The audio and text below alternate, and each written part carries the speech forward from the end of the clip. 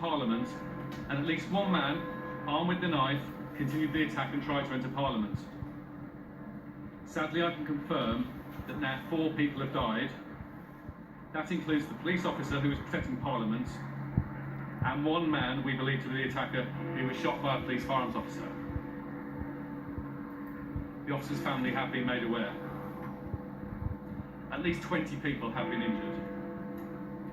As part of long established and well-rehearsed plans, Parliament has been locked down and the Met responded in line with our plans for a marauding terrorist attack.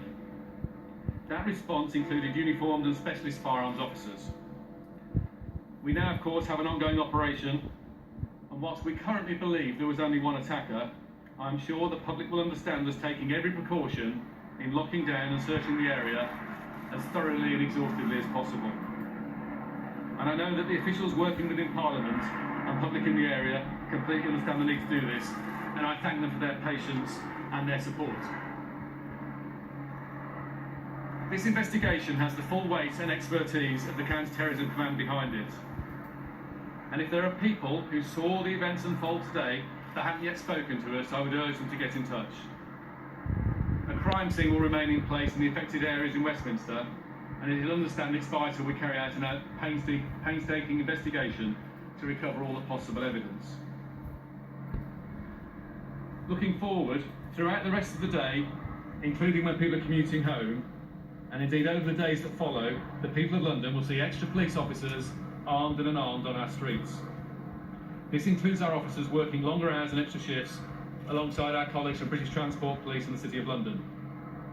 And of course, as you're aware, we can call on the support of the military should we need to at a future point. We are also in the process of opening up our Casualty Bureau to help those people who are worried about friends and family who may have been caught up in the attack. Furthermore, we're reaching out to communities and community leaders across London to reassure them. Our strength as a city depends on our ability to stand together at such terrible times.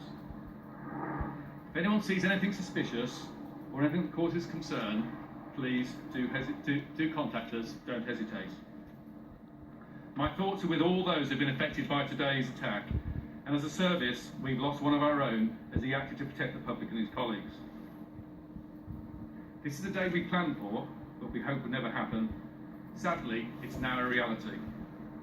We will continue to do all we can to protect the people of London. I'll take a couple of questions.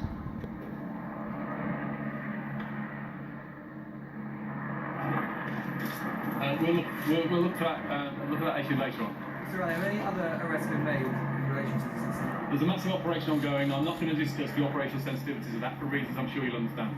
The officer that was attacked, was he one of the armed officers that protect Parliament? One of the armed officers protecting Parliament, yes.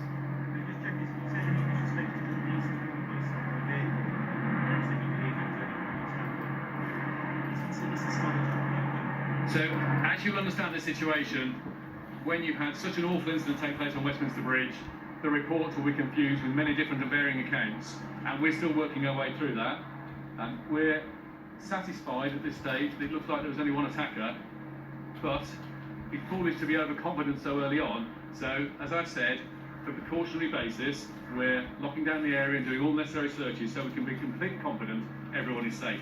Beyond the police... Sorry.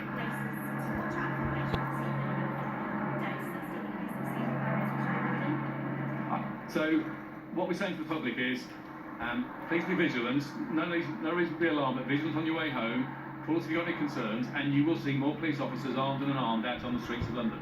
Sorry. As well as the police officer and the suspected assailant who have died, the other 2 people who died, did they die on Westminster Bridge, or did they die in the Parliament area? That's my understanding at the moment. Thanks for understanding with these incidents, casualty numbers and details can be a bit confused, but I believe they died on the bridge. One more question, gentleman behind. So clearly our investigation is now going forward, and I'm not going to give you any details on that for obvious reasons. Can you tell us more about the officer? We've got an awful situation, officers have been killed. People sat down with his family, it'd be wrong for me to give details now. Thank you all very much. Assistant